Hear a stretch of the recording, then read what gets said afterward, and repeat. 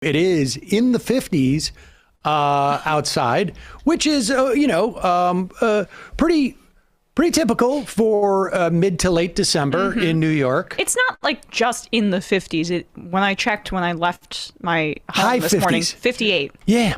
And like that was, in the morning. So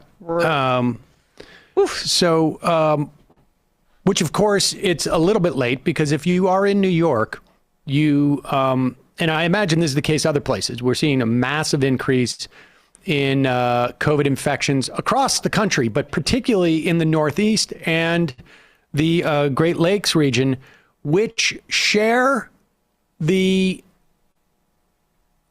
feature of it being colder weather. And people went inside. And I imagine during Thanksgiving, there was also a lot of celebrations where people are inside without masks.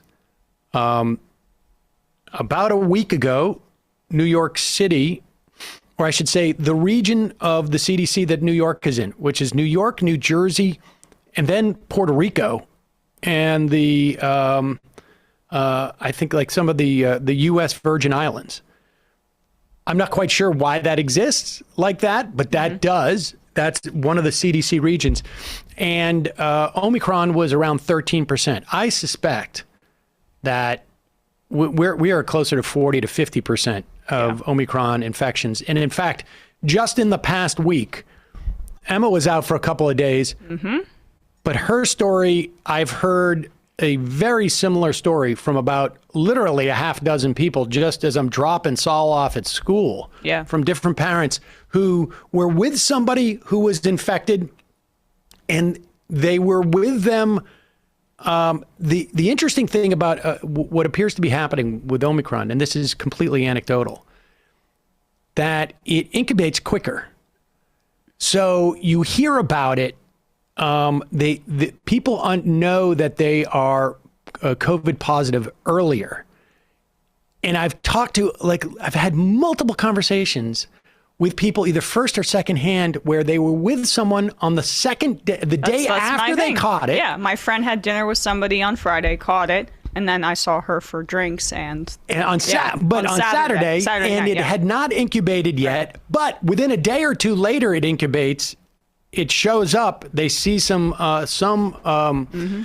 symptoms, and in some respects, this is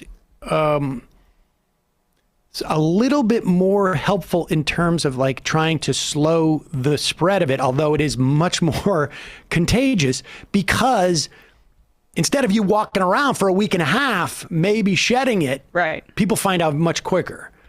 But I think so, hopefully there's an adjustment. Of course, this is happening just as people are going to visit people for Christmas. And I wonder how many plans are changed. I know of like Christmas parties that were canceled all this weekend. I'm glad I went home on Thanksgiving. Yeah, I think that there was a lot of Christmas parties that happened. Are you not going to be going home for? Nope. Yeah. And so this is what's going on here.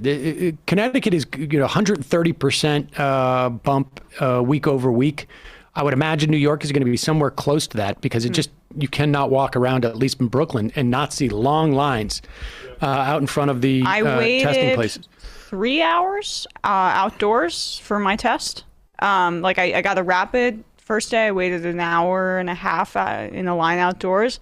Rapid for the PCR, I think I waited 3 hours outside. And today there was a line around the block for one of the van testing sites. My boyfriend got tested, just really quick, one of those testing sites, and he was like the last one. They said, we're cutting you off. He still had to wait for a really long time, and a woman went up and he said, was begging. She was like, I'm 20 weeks pregnant and an at-home, and they said yes, but they almost had to cut it off because the line was so long and it was going to take 2 hours regardless. And she was like crying and stuff. I mean, it's awful. It's awful. And we do not have anywhere near the testing capacity it seemed like we did a year ago at this time. And I don't know that they're going to build it back up, frankly.